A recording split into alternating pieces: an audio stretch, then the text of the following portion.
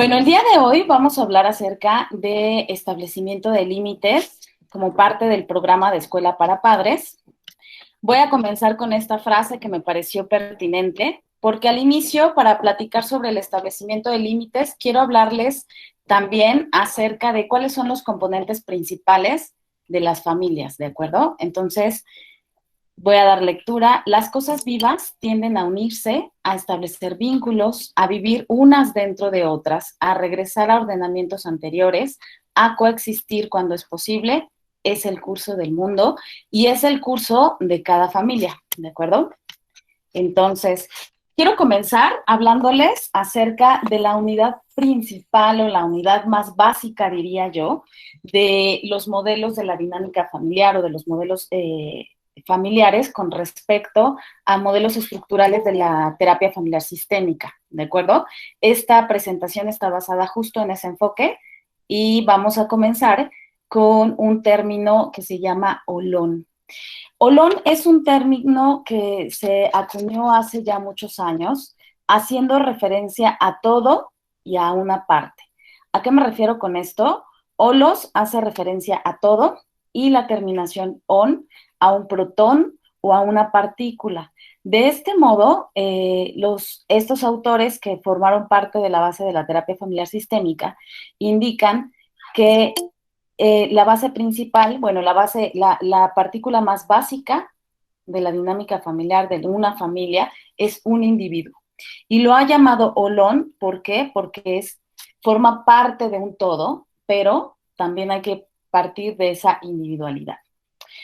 Y bueno, en cada familia un solo individuo es un todo y una parte al mismo tiempo, no más lo uno que lo otro, sin que una determinación sea incompatible con la otra. Si ustedes se dan cuenta en esta imagen que yo les puse aquí, lo que podemos encontrar es un contexto general por debajo y pareciera que a lo mejor cada círculo es igual, pero no es igual, es únicamente parecido y tiene un borde delineado y muy particular. ¿Qué quiere decir? Que de alguna manera vamos a desplegar esa energía a favor de la autonomía, porque no dejamos de ser individuos, pero es un vehículo que integra también a la familia. Ahora, justo este olón individual, vamos a entender que cada persona tiene características particulares con las que nace, ciertos rasgos particulares con los que nacemos todos. Sin embargo, al pertenecer a un grupo o a un círculo familiar, por ahí se escucha un micrófono abierto, si me ayudan a apagarlo, por favor. Cuando pertenecemos a un grupo, a una familia, vamos a interactuar con él y vamos a reforzar esos aspectos de personalidad individual a través de la misma interacción que vivimos dentro de la familia.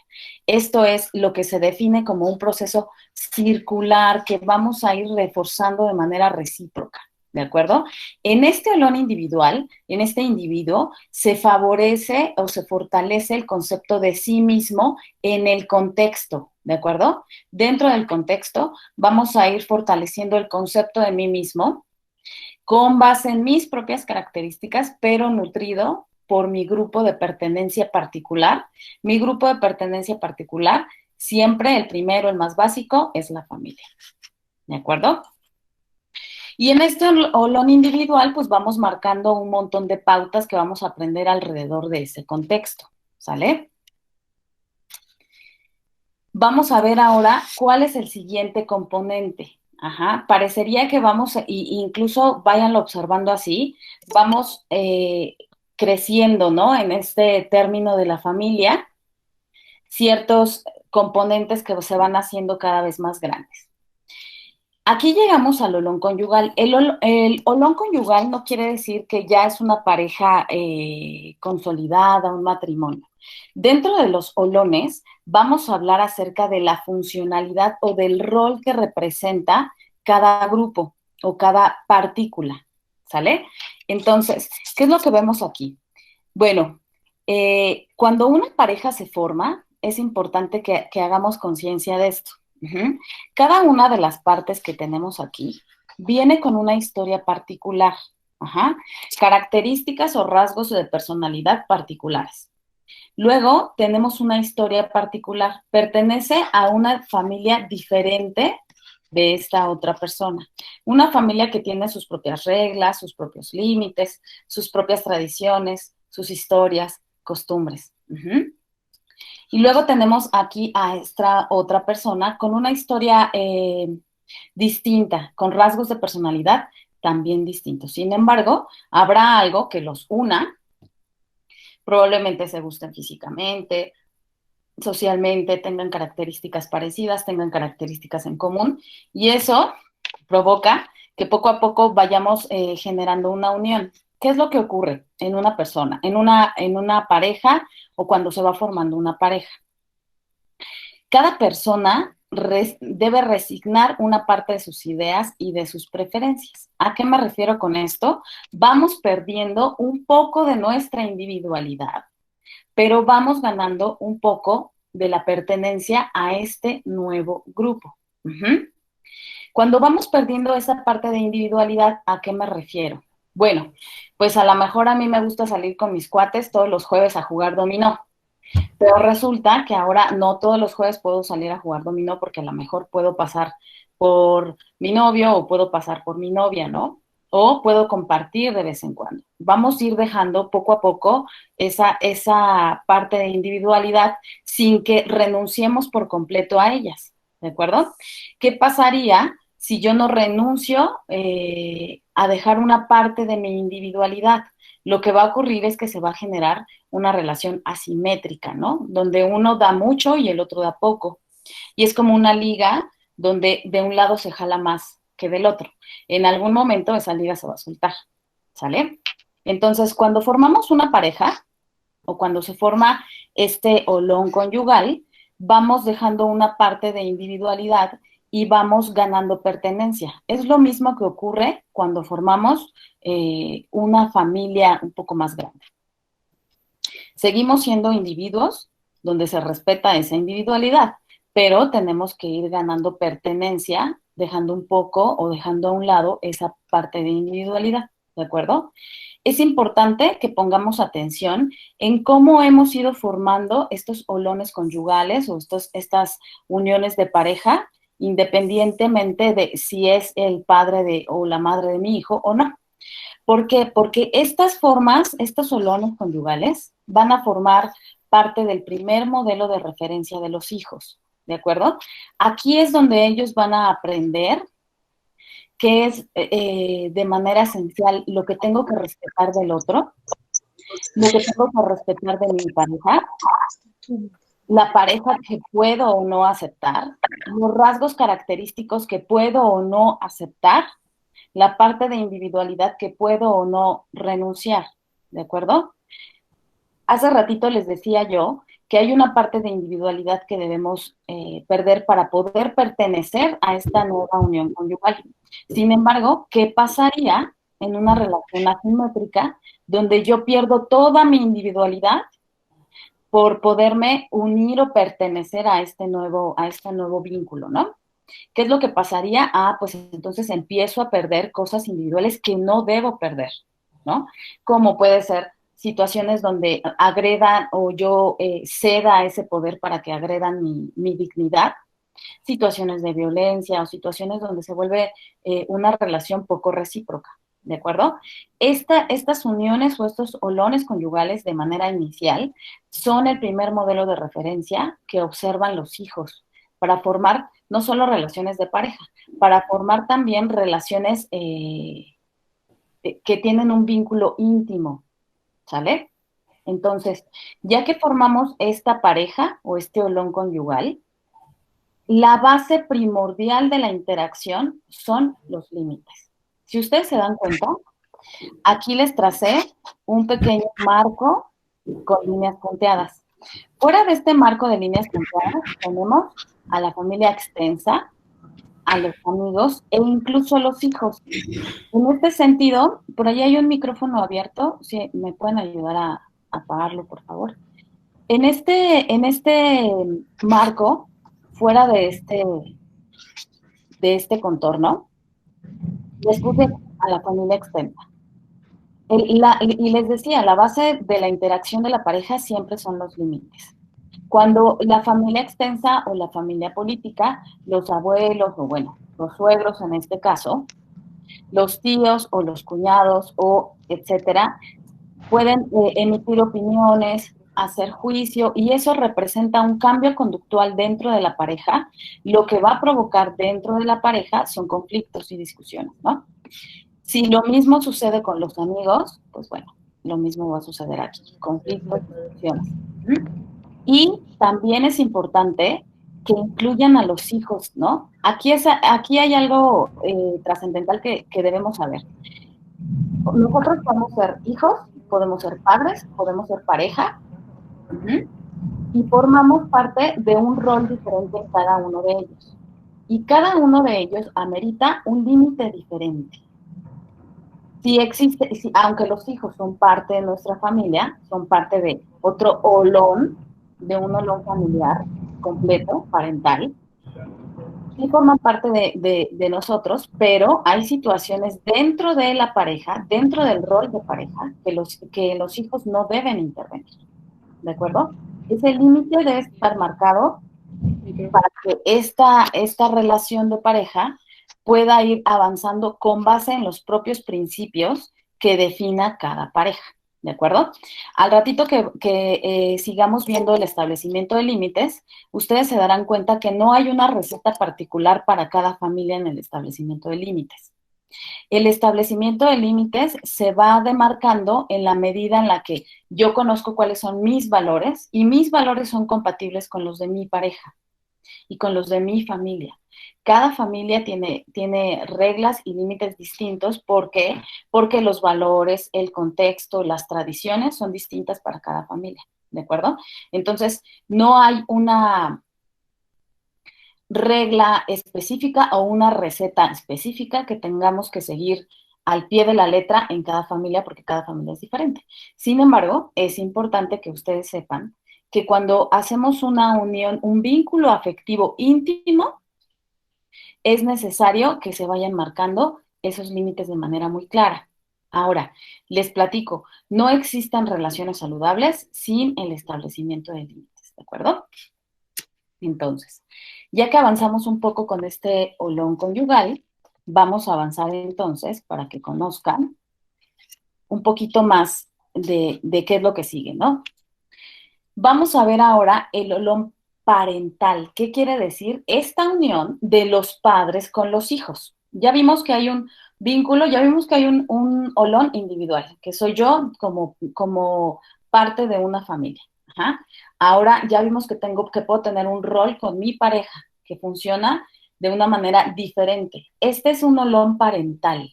Tiene una función diferente al olón de la pareja o al olón conyugal.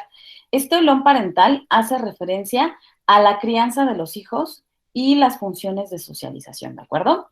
Entonces, se me ocurrió ponerles esta imagen que además es muy característica.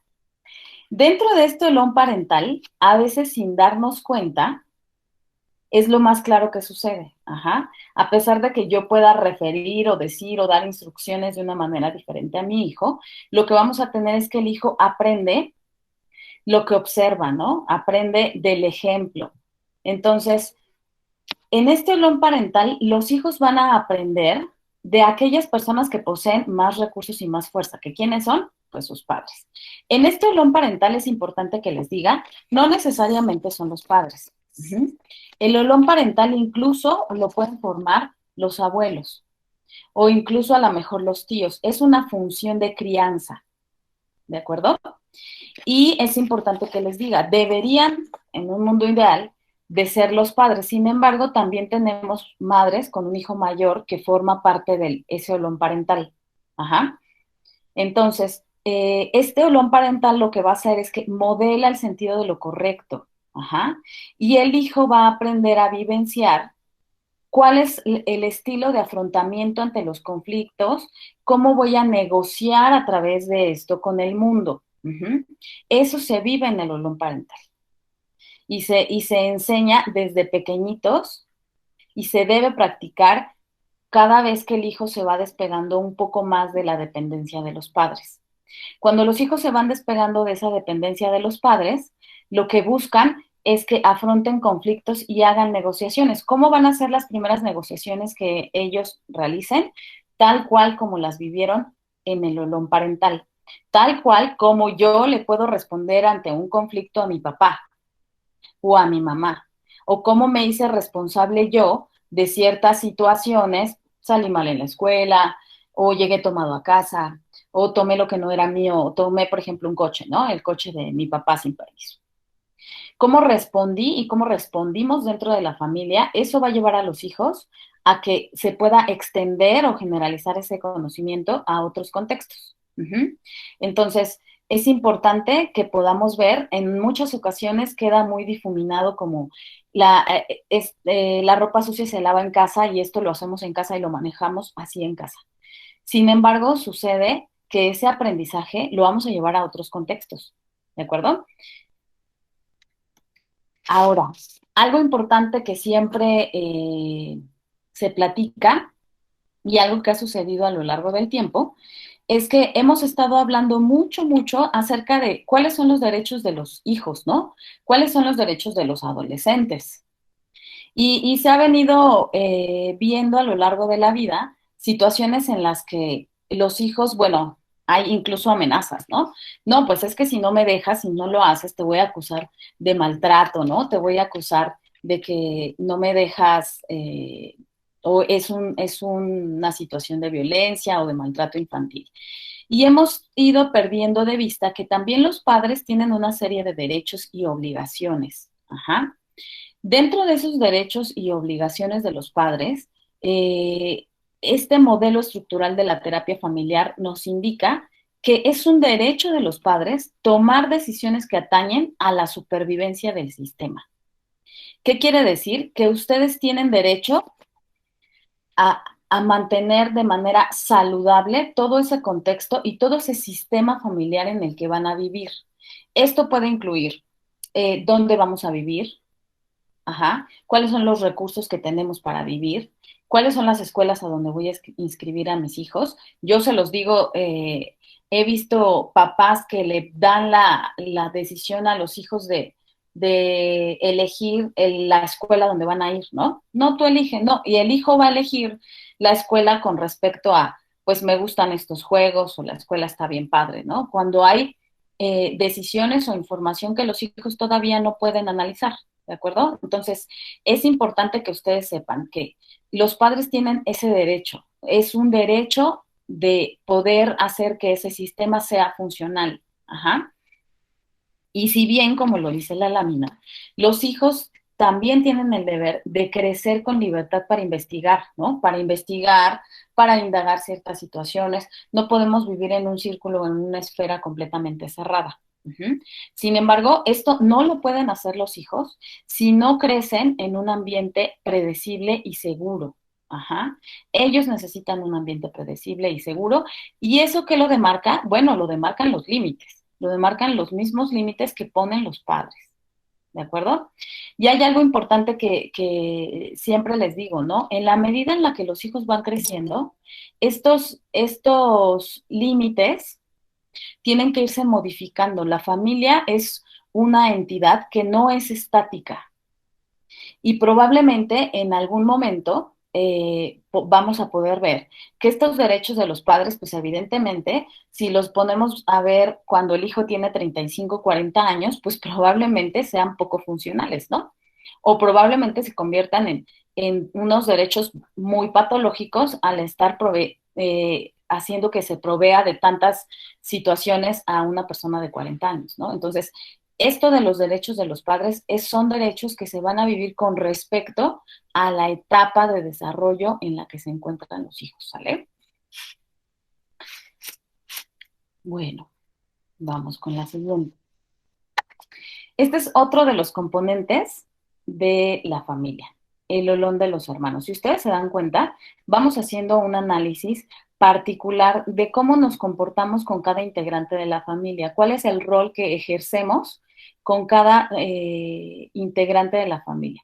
El olón de los hermanos es un olón importante, se va a convertir en el primer grupo de iguales. Ajá. Aquí les puse una imagen muy característica de cómo en esta relación de los hermanos en muchas ocasiones se convierte en un toma y daca, ¿no? A lo mejor el chiquito que está encima del otro niño está en esa situación en este momento, pero a lo mejor en otra situación el otro niño está arriba, ¿no? Arriba en una situación como, pues ya lo acusó con la mamá o tiene un privilegio diferente, etcétera. Esta relación de los hermanos es una relación de ir y venir en situaciones que parecen justas y a veces que parecen injustas. Ajá. Esta relación de los hermanos, a veces les digo, no hay hermanos que no se peleen. La mayor parte de los hermanos discuten y pelean. ¿Por qué? Porque es el primer círculo en el que se van a encontrar y en el que van a aprender estas diferencias justamente y a resolver estas diferencias, ¿no? Entonces, este Olón de Hermanos promueve su sentimiento de pertenencia a un grupo como su individualidad vivenciada en un acto de elegir una alternativa dentro del sistema. ¿Qué quiere decir esto? Que en muchas ocasiones también esto te va a ayudar a que aprendas a tomar decisiones y si ustedes lo ven así, a lo mejor podemos tener, o los hijos pueden tener relaciones así, pero alguien más externo al sistema, nadie puede tocar al hermano, ¿no? Por ejemplo, nadie puede tocar a la hermana. ¿Qué quiere decir? Vamos a promover un sentimiento de pertenencia y vamos a aprender a convivir. ¿Por qué? Porque estas mismas relaciones que se tienen los hermanos son las que van a vivir en su segundo círculo de vínculos fuertes que representa la escuela. Uh-huh. Sin embargo, esto no quiere decir para aquellos que son hijos únicos que no lo vayan a aprender. Ellos lo van a aprender, pero lo van a aprender en otro círculo que va a ser el círculo de la escuela, ¿no? La parte académica, donde lo va a vivir a través de amigos o incluso lo puede vivir a través de parte de la familia extensa, ¿no? Como pueden ser los primos o amigos. Uh-huh. Bueno, ahora, si ustedes se dan cuenta, es importante dentro de este tema de los solones y de cómo formamos las familias, hay que considerar algo que es sumamente importante. Las familias se van a mover, la dinámica familiar se va a mover, los límites se van a mover, las reglas se van a mover y todo se va a mover con base en el desarrollo y el cambio. Aquí les puse un ejemplo de a lo mejor el ciclo vital de la familia, ¿no? Y les puse, la familia no es nunca jamás, es una entidad estática. Lo que observamos es que en algún momento, este es un ejemplo muy tradicional, pero la verdad es que la vida nos lleva a situaciones que a lo mejor no pensamos que vayan a ser así, ¿no? En donde somos pequeños, luego llegamos a una infancia, a lo mejor a la adultez joven, tenemos hijos y luego nos volvemos ancianos y se queda el nido vacío. El cambio es la norma dentro de las familias y espero que esto les dé un poco de paz, ¿no? En las familias se vive más desequilibrio que equilibrio, ¿de acuerdo? Hay flexibilidad y una fluctuación constante y más desequilibrio que equilibrio. Esa es la realidad de las familias. Uh-huh. Una familia puede ser solo una pareja sin hijos, esa es una familia. Otra familia puede ser mamá, papá, hijo, una familia nuclear. Otra familia puede ser una tía, un sobrino, un abuelo. Entonces, cada momento de la vida nos lleva a poder identificar que cada familia tiene un ciclo vital diferente. Ajá. Y jamás va a ser una entidad estática. Entonces, con base en eso, vamos a encontrar que cada familia tiene una función diferente y cosas que aprender y cosas a las que tenemos que adaptarnos y ser resilientes de una manera distinta. Uh-huh. Ahora, es importante que consideremos que además de que somos una familia y de que formamos parte de un círculo con valores, con características particulares, necesita una estructura viable, ¿de acuerdo? Que sea esencial a saber y también que apoyemos a esta individuación. Entonces, si ustedes se dan cuenta en estos círculos, pues bueno, formamos parte de una familia, pero es importante que también se respete esta parte de individualidad, ¿de acuerdo? Esta parte de individualidad se va a nutrir también después o en buena medida a través de otros contextos en los que nos vamos desarrollando. Uh-huh. Y bueno, cuando se interactúa en el seno de la familia, se experimenta el mapa que se vivirá también en otros contextos. Sabe que en ciertos territorios se lee, haz lo que quieras, avance con cautela o detente. Aquí les puse una imagen característica de lo que representa un límite. Esta es una frontera en algún lugar del mundo, en los países árabes. Y si ustedes se dan cuenta, hay instrucciones en diferentes idiomas. Ajá. Aquí vamos a empezar a nadar ya en los temas de los límites. Ya les hablé un poquito acerca de cómo se constituye la familia, porque en cada olón o en cada parte vamos a ver que hay un límite distinto que tenemos que construir. Uh-huh. Entonces, es importante que sepamos que la familia es la que delimita los límites y vamos a entender que van a haber ciertos límites que podemos entender de manera explícita, límites que tenemos implícitos, que nunca hemos hablado, pero que sabemos que no podemos cruzar, y límites que están muy difusos.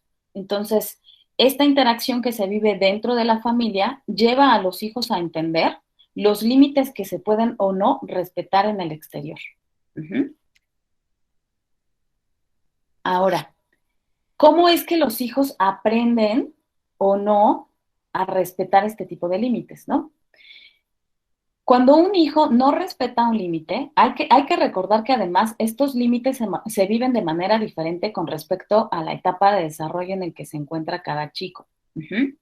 Entonces, cuando un chico, un niño o adolescente no respeta ese límite, lo que vamos a encontrar es que se va a presentar de manera automática un mecanismo de regulación. Uh-huh. Hay que considerar que en muchas ocasiones sí puede ser que acepten los límites, puede ser que los cuestionen, sobre todo en esta etapa adolescente. Los niños también lo hacen, pero sobre todo en esta etapa adolescente.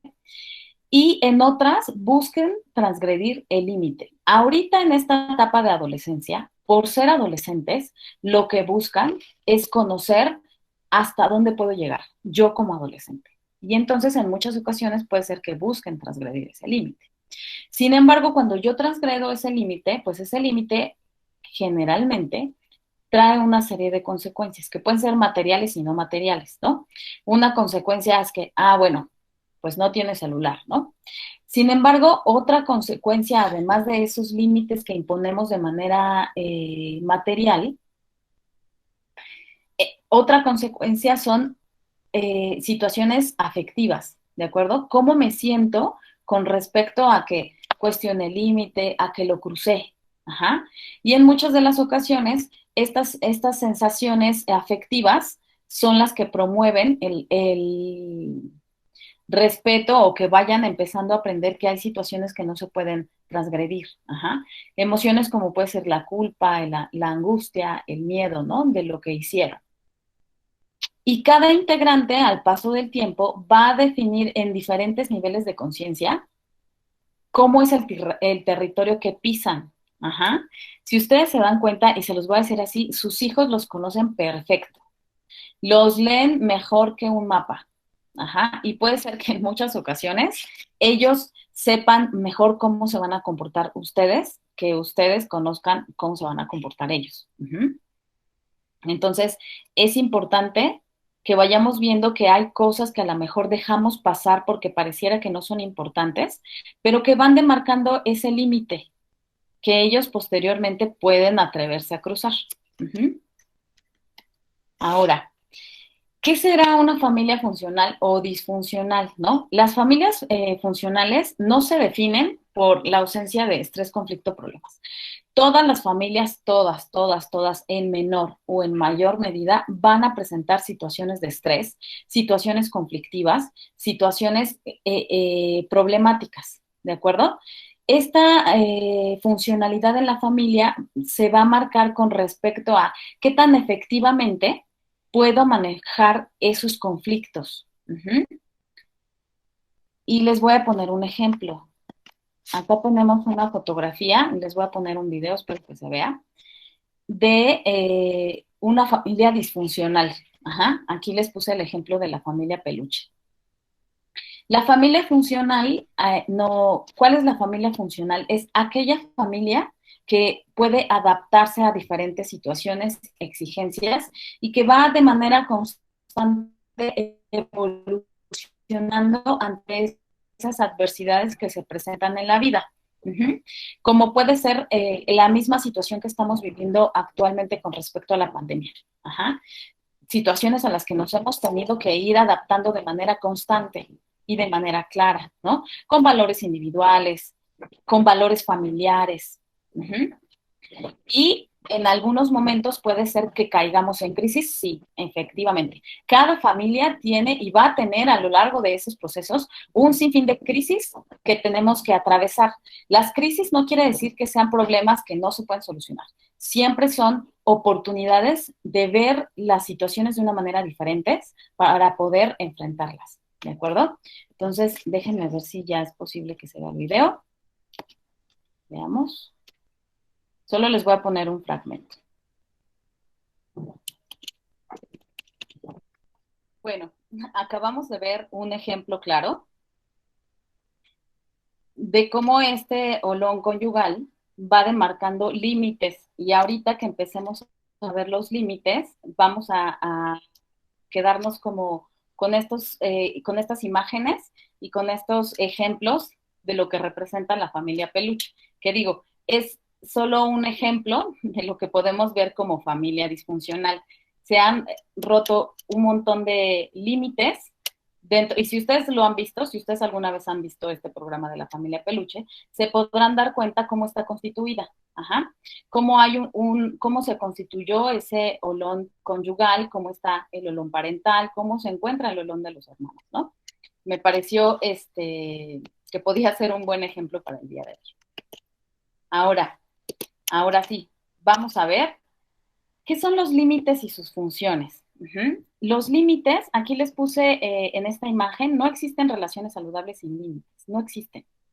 Estos límites también nos van a ayudar a ser demarcados no solo dentro de la familia, sino en los círculos en los que nos desarrollamos, ¿no? La función de los límites es proteger a los integrantes, proteger esta diferenciación de los integrantes del grupo familiar y del funcionamiento adecuado de la familia. Ahorita vamos a hablar acerca de qué tipos de límites existen, ¿de acuerdo? Y cuáles son las funciones que deben de estar presentes siempre en cada familia y cómo van a impactar también en diferentes subsistemas. ¿Cuáles son otros subsistemas? Pues lo que existe alrededor en el contexto. Esta imagen que les puse aquí, a lo mejor algunos de los papás que estuvieron presentes en la escuela para padres del ciclo escolar anterior la vieron, pero es una imagen que me gusta retomar porque es prácticamente lo que buscan hacer los adolescentes. Si ustedes observan en esta imagen, hay un límite marcado, un límite físico, porque también deben existir, hay diferentes tipos de límites, ¿no? Hay límites emocionales, límites psicológicos y límites físicos. En muchas ocasiones también necesitamos límites físicos. Sin embargo, esta imagen nos ayuda a observar cuál es el comportamiento tradicional de un adolescente con respecto a los límites. El adolescente, como parte de ese desarrollo de la personalidad, busca saber hasta dónde puedo llegar. Sin embargo, aunque ellos no lo sepan, sí quieren que les pongan límites. Esto es algo importante que vamos a ver también parte de la siguiente sesión. Esto es como la siguiente sesión puede fungir como una continuación de esta parte, donde vamos a hablar acerca de los estilos de crianza. Es importante que ustedes sepan que los chicos, los adolescentes, buscan saltarse esos límites. En esta imagen les pongo, pues a lo mejor, quienes se lo pueden saltar por arriba olímpicamente, ¿no? A lo mejor, pues, cuando ceden los padres. Quienes a lo mejor a escondidas buscan saltar los límites, como lo puede representar la flecha amarilla. Y quienes a lo mejor generan una confrontación, un conflicto, una situación un poco más agresiva para poder romper el límite. Ajá. Pero es importante que los chicos y que todos en la familia conozcan cuáles son las reglas de la familia, ¿no? Que nos va a permitir relacionarnos de una manera mucho más saludable. Entonces, cuando un miembro de la familia desvía las reglas, van a aparecer mensajes que pueden ser mensajes verbales, claros, contundentes, o pueden ser mensajes o un lenguaje corporal que vayamos viendo, ¿no? Gestos, caras, o como lo hacía la familia Peluche, ¿no? Estás enojada y no, pero claramente hay un enojo, ¿no? Una molestia. Entonces, todas estas señales nos van a permitir conocer que estamos entrando en una zona de alerta, ¿no? Y que en la medida en la que se vayan rompiendo los límites, vamos a entrar a situaciones de estrés y lo más probable es que se presenten conflictos. Ahora, hay límites los límites deben presentarse de manera específica dentro del sistema familiar, pero también fuera.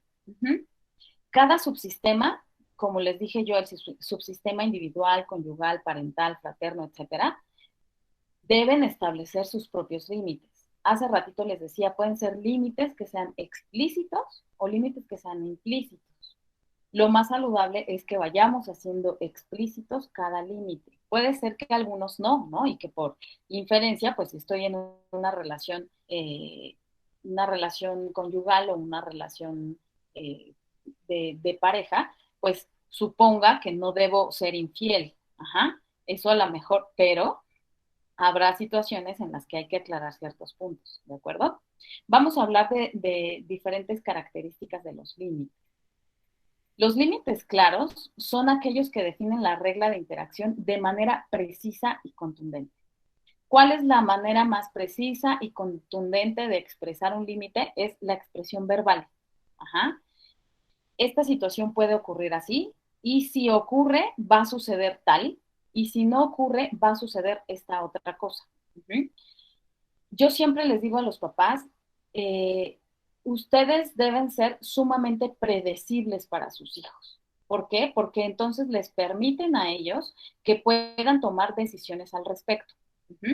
Cuando un límite no es claro, es decir, en ocasiones ustedes definen que si tú te sales y a lo mejor tomas y llegas tomado, pues el castigo, la consecuencia o la situación va a ocurrir esta. Pero sucede que a lo mejor ese día yo estaba muy de buenas y también yo me eché mis copas y me salí con mis cuates, etcétera, una situación diferente.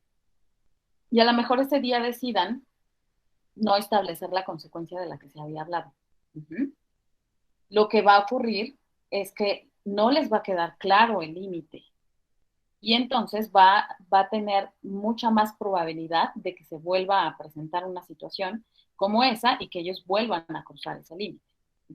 Solo que en esta ocasión ustedes sí van a estar mucho más presentes de que se cumpla y entonces se va a generar un conflicto. ¿Vale? Los límites difusos son aquellos que no definen la regla de interacción con precisión y caracterizan a las familias con miembros muy dependientes entre sí. Ajá. Estos límites difusos generalmente se presentan en familias que pueden ser muy dependientes entre sí, que incluso hay pocos límites físicos, como por ejemplo, a lo mejor todos compartimos cuarto o aunque no compartamos cuarto, yo me puedo poner a lo mejor la ropa del hermano, la ropa de la mamá, no hay una regla clara entre ellos, ¿no? Y entonces en ocasiones pues me enojo y en otras ocasiones no me enojo. Los límites difusos son aquellos que generalmente no se hablan y que generalmente a lo mejor vamos demarcando ciertos límites porque el otro día yo me enojé de que agarraste mi blusa, por ejemplo, pero a lo mejor en otros momentos no. Ese límite se vuelve difuso, ¿de acuerdo? Es un límite que me cuesta trabajo entender si puedo o no puedo hacerlo, o me cuesta trabajo comprender cuál es la consecuencia que viene posterior a ese límite. Ahora, límites rígidos. Los límites rígidos definen interacciones en las que los miembros de la familia son independientes y desligados. Esto está vinculado también con ciertas características de las familias. ¿Cuáles son los límites rígidos? Son reglas que se tienen que cumplir al pie de la letra, independientemente de si es funcional para la familia o si no es funcional. ¿Cómo puede ocurrir, por ejemplo, eh, que cuando son pequeñitos solo les permita salir a los chicos 2 horas, ¿no? 2 horas en una reunión con amigos. Y que cuando esto pase y ellos se vuelvan adolescentes, yo continúe con esa misma regla. Ajá. O reglas como, por ejemplo, aquí comemos a las 4 de la tarde. Y si tú llegas más tarde, pues entonces a lo mejor ya no comiste, ¿no? O no comiste con nosotros. Cuando a lo mejor el crecimiento de las actividades de los hijos los llevan a que tengan diferentes tipos de actividades recreativas o que busquen a lo mejor la socialización en otro aspecto, y entonces los va llevando a que tengan que romper el límite, ¿de acuerdo? Porque es un límite poco funcional, es un límite que no es flexible, que no cambia. Y aquellos límites que no son flexibles y no cambian se vuelven rígidos y a veces poco funcionales. Sin embargo, es importante que ustedes sepan que habrán límites en la familia que tienen que ser rígidos, ¿de acuerdo? Porque no podemos permitir ciertas situaciones que transgredan la integridad física y psicológica a lo mejor de los hijos. Va a haber límites que no debemos romper y que tienen que ser rígidos. Sin embargo, si pensamos en que todos los límites dentro de la familia son rígidos, entonces lo que vamos a promover es un constante conflicto dentro de los integrantes de la familia y sobre todo dentro del olón parental, ¿de acuerdo? Dentro de esos estilos de crianza que yo estoy promoviendo con mis hijos. Luego nos vamos a los límites flexibles. Los límites flexibles, pues, como su nombre lo indica, van de acuerdo a la funcionalidad de la dinámica familiar. Por eso les decía yo que no hay una receta particular con respecto a cómo deben ser todos los límites y en casa debe ser esto y lo más saludable es esto. Cada familia tiene un ritmo de trabajo diferente, los papás se dedican a cosas diferentes, los hijos tienen actividades diferentes, tienen valores, principios distintos y formas de interactuar y de divertirse y situaciones recreativas diferentes y personalidades diferentes, ¿no? Entonces, para lo que a lo mejor a alguna familia resulta algo muy serio, probablemente para otra familia no lo es. Entonces, cada familia va marcando la pauta de cuáles son los límites que se deben seguir. Sin embargo, si les digo, los límites más saludables son aquellos límites que son claros, siempre que son claros. Los hijos deben saber qué es lo más predecible, qué es lo que va a suceder de manera explícita, porque a veces tendemos a interpretar situaciones que no suceden, ¿no? Los límites deben ser flexibles con respecto a la funcionalidad. A lo mejor se me ocurrió poner una regla, pero resulta pues que no ha funcionado. Entonces hay que mover y también hay que ser conscientes que los límites van a ir cambiando en la medida en la que el ciclo vital de la familia se va moviendo. Ajá. Probablemente cuando los hijos eran pequeños establecían límites un poco más rígidos. No camines por ahí, a la maestra no se le contesta así y vamos haciendo una demarcación mucho más rígida. Cuando ellos llegan a la adolescencia, buscamos límites que puedan incluso a veces negociarse, ¿de acuerdo? Porque también es muy cierto que así como ellos están experimentando una ola de emociones, también los padres experimentan una ola de emociones. Ajá. Y también los padres están aprendiendo a ser padres de adolescentes. Los padres no son los mismos padres, ¿no? O sea, no son los mismos padres cuando tienen un bebé, cuando tienen un niño, cuando tienen un adolescente, cuando tienen un adulto. Incluso no son los mismos padres. Si yo ya tengo un hijo adolescente y se me chispoteó un chiquitín más, pues no voy a ser el mismo padre. Uh-huh. E incluso no soy el mismo padre con mis diferentes hijos, ¿no? Eso es algo que siempre es interesante aclarar. A veces los padres dicen, yo los trato igual y los quiero igual a todos. No dudo de la cantidad, de la calidad y del amor y el afecto que les tengan a los hijos. Sin embargo, sabemos que el comportamiento de los padres sí difiere en cada hijo. ¿Cómo difiere en cada hijo? Bueno, hay hijos que son más afines a mí, más afines al papá, o que no son para nada afines, ¿no? A nosotros. Entonces, esto también va demarcando el comportamiento que vamos teniendo con ellos y también la personalidad del hijo va generando cierto comportamiento que tenemos hacia ellos y que se va nutriendo y es un círculo constante, ¿no? Aquí Israel les decía la semana pasada, para quienes tuvieron la oportunidad de estar en la primera conferencia de Escuela para Padres, que a veces nos toca estudiarnos y a veces nos toca analizarnos desde dónde lo estoy viendo yo. Uh-huh. A veces marcamos los límites con respecto a mi propia experiencia, como por ejemplo, mi mamá no me dejaba ir a ningún lado, a mí me gustaría que mi hijo probara diferentes cosas. Ajá. O por el contrario, ¿no? A mí me hubiera gustado que mi mamá o que mi papá hiciera una serie de situaciones. Entonces, hay que estudiar desde dónde lo estoy viviendo, ¿no?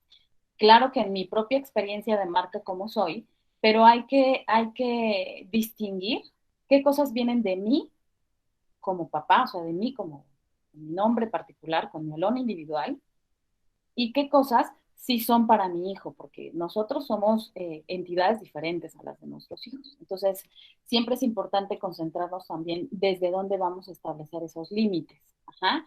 Los voy a establecer desde mi propia historia y desde cómo me hacen sentir a mí, o los voy a definir con respecto al entorno, a las características propias de mi familia, a las características propias de mi hijo. ¿Vale? Nos vamos a ir ahora a otros conceptos que vienen, que son importantes dentro de la dinámica familiar y que representan una pauta importante para el establecimiento de límites. Cada familia, es importante que sepan que en cada familia debe existir una jerarquía. Ajá. Y hace referencia al miembro o los miembros de mayor poder en la familia. Dentro de una dinámica familiar, la jerarquía está en el olor parental. Los padres forman la base de la familia, no los hijos. En muchas ocasiones confundimos, ¿no? Los hijos son la base de la familia, no. Los padres son la base de la familia y es la jerarquía. No podemos ser amigos de nuestros hijos. Podemos tener una relación cordial y una relación, diría yo, alivianada y llevarnos bien y demás, pero hay que recordar que debe existir una jerarquía, ¿vale? Nos tenemos que distinguir de esos adolescentes. Luego, otro concepto que es importante que vayan analizando dentro del mismo contexto familiar es el concepto de centralidad. La centralidad hace referencia al miembro en el cual gira la mayor parte de las interacciones familiares. Esto puede ser tanto en cuestiones positivas como en cuestiones negativas, como puede ser aquel chico que tiene más conflictos en la escuela, hay que apoyarlo más, se porta o transgrede más límites, o puede ser a lo mejor aquel chico que requiere de un apoyo particular porque está sucediendo una situación de salud particular, o puede ser aquel hijo que va muy bien, ¿no? Que va muy bien en la escuela, es exitoso con sus amigos, tiene buenas relaciones, le va excelente en los deportes, ¿no? Porque todas estas situaciones que suceden a lo largo de la familia van demarcando también los límites que vamos poniendo con los otros integrantes. Uh-huh. Periferia hace referencia a aquellos miembros que están menos implicados en las interacciones familiares. Ajá. Estos conceptos que les estoy dando ahorita sirven para ustedes para que puedan reflexionar quién es quién de sus familias haciendo algo así como un familiograma. Yo les decía a algún profesor que en algún momento me decía Jaime Montalvo, en muchas ocasiones la intervención con la familia inicia y hay cambios que suceden en las dinámicas familiares cuando ellos pueden hacerse conscientes de cómo está su familia, de cómo pueden ver de manera gráfica su familiograma y pueden entender quién lleva la jerarquía, quién es el miembro con mayor interacción familiar o el miembro de centralidad, cuál es el miembro menos implicado en las interacciones familiares, ¿no? Hacernos conscientes de cómo es el contexto que vive nuestra familia forma parte de los primeros, de las primeras intervenciones incluso en la terapia familiar. Y que ustedes lo puedan conocer y lo puedan vivenciar, también forma parte de ir generando un cambio. Ahora, existen otros conceptos como las alianzas. Las alianzas es una situación que a mí me gusta mucho en particular. Se refiere a la unión de personas para obtener un beneficio sin dañar a otro. Como cuando en un olón fraternal, en un olón de hermanos hay una alianza, ¿no? Se unen de manera constante y yo te apoyo y tú me apoyas. Otra alianza positiva es la de la pareja o la de los padres, ¿no? Independientemente de, perdón, de que si están casados o no, o mantienen una unión en la misma casa, debería existir una alianza entre los padres. Por otro lado, tenemos coaliciones, ¿no? Unión de dos o más personas para dañar a otra. Desafortunadamente, en situaciones de dinámica familiar también se vive, ¿no? Un padre que se alía que hace una coalición con una hija, a lo mejor, para de alguna manera hacerle ver a la mamá todo lo que está haciendo mal, ¿no? O viceversa. O los hermanos con los padres, ¿no? O los padres con algún hijo. Es importante que lo vayamos estudiando, ¿no? El hijo parental es lo que les decía yo cuando hablábamos de los olones parentales, es el miembro de la familia que asume el papel de padre o de madre, ¿no? En muchas ocasiones, pues son chicos que son sumamente maduros y que en ocasiones el mismo movimiento del ciclo de la familia lo ha llevado a que la madre o el padre lo posicione en el papel de hijo parental. Ajá. En un hijo que toma decisiones que a lo mejor contribuye a la economía del hogar o contribuye a la crianza de los hermanos, ¿de acuerdo?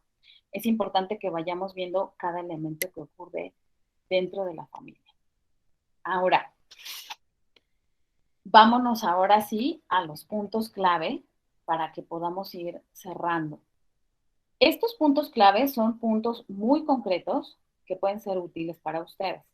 Sin embargo, en este establecimiento de límites, les digo, es una situación en la que cada familia va a delimitar de una o de otra manera sus límites.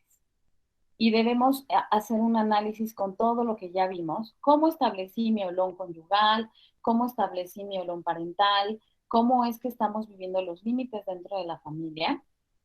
Y si detectamos que hay situaciones en las que no puedo hacer un cambio particular yo porque hay demasiados obstáculos de comunicación o de otros tipos dentro de la familia, pues bueno, sería importante que pudieran encontrar a alguien profesional que los pudiera apoyar, ¿no? Pero vamos a ver los puntos clave.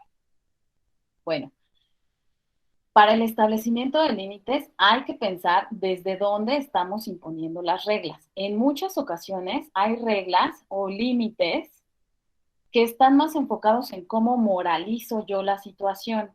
Ajá. Y es importante no caer en exageraciones, como por ejemplo, cuando los chicos quieren dejarse el cabello largo o lo quieren tener pintado de uno o de otro color. Hay que valorar desde dónde estamos poniendo los límites. Lo estoy poniendo desde una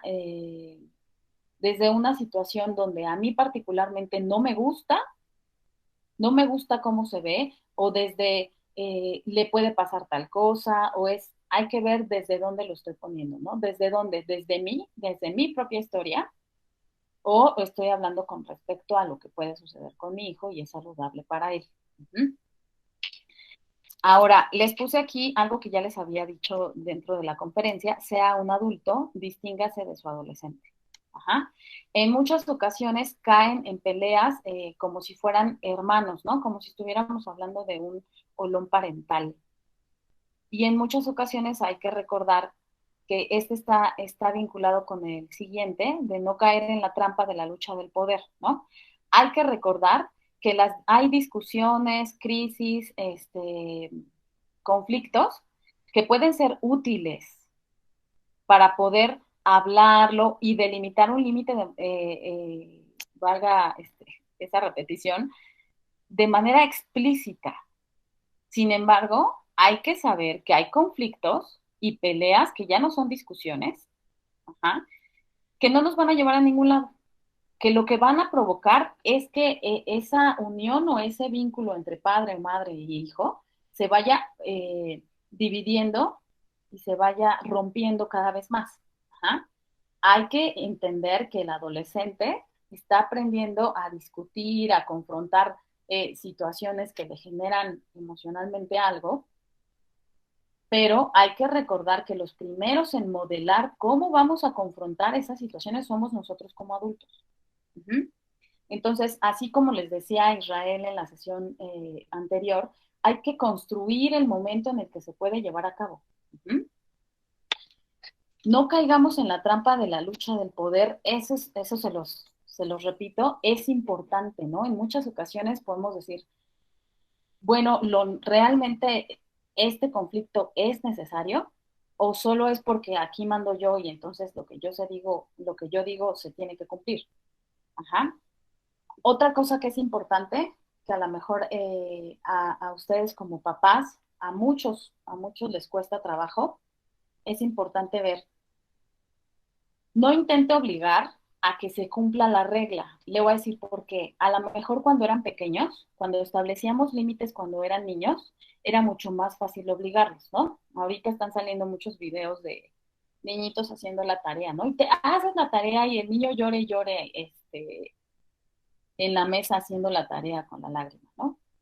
En este momento de la vida ya no podemos hacer eso porque lo que va a ocurrir es que el chico es más fuerte, ¿no? Una es más fuerte, todavía no tiene habilidades bien fortalecidas que se van desarrollando ahorita en la adolescencia con su lóbulo frontal y se vuelven chicos impulsivos. Entonces, cuando nosotros los obligamos, lo que de alguna manera promovemos es que tengan una respuesta agresiva. Uh-huh. No quiere decir que no los confrontemos. Quiere decir que al establecer un límite claro y flexible, ellos tienen que entender cuál es la consecuencia que viene posterior. Uh-huh. Entonces, no lo obliguen, no hagan ok, está bien, tú decides hacer esto. Lo que va a ocurrir es que va a suceder que, no sé, el ejemplo que ustedes quieran. A lo mejor te voy a retirar el celular o no vas a salir o la siguiente salida, no te voy a dar permiso porque llegaste 3 horas después de donde te dije. Tú toma la decisión que tú creas conveniente. El chico va a saber que si lo hace, entonces va a haber una consecuencia que se va a cumplir. Uh-huh. Por eso es importante que hagamos de nuestra palabra algo de honor. Ajá. Lo que yo digo se cumple. Por eso es importante que antes de establecer las reglas de casa, las platique yo con mi pareja o las piense muy claramente para que después cuando se las diga lo podamos cumplir. Ejemplo claro de esto es cuando les decíamos a los niños, síguele y te voy a llevar al internado. Uh-huh. Estás a 2, ya lo investigué, ya hasta te inscribí, ya mandé los papeles. ¿Cuándo voy a llevar yo al hijo al internado? Nunca, ¿no? Es una situación que no va a ocurrir. Y los hijos tienen que aprender que su palabra es una ley y su palabra se va a cumplir. Ajá. No quiere decir que vayamos a ser un dictador, porque estos límites también pueden ser negociables, ¿no? Pero cuando ya se estableció, eso se va a cumplir, ¿de acuerdo? Por eso es importante pensarlos muy bien. Y finalmente, elija sus batallas, ¿no? Es importante que vayamos viendo que hay batallas que sí vale la pena pelear, eh, en esta analogía, no porque ustedes vayan a hacer una pelea en casa, sino sí hay batallas que sí necesitamos llevar, pero hay batallas que no. Uh-huh. Hace un tiempo platicaba con un amigo que me decía que le molestaba, que tenía diferentes discusiones con su hija porque su hija dejaba un montón de vasos por todos lados, ¿no? Entonces, deja un vaso aquí, vuelve a tomar agua, ahora tomo té, ahora y hay 500 vasos por toda la casa. Entonces, al paso del tiempo, eran peleas tras peleas tras peleas, hasta que había momentos en los que se dirigía muy poco la palabra, ¿no? Entonces, es importante, ¿no? Establecer una consecuencia y elegir batallas, ¿no? Hay batallas que son de verdad que no necesitamos pelear.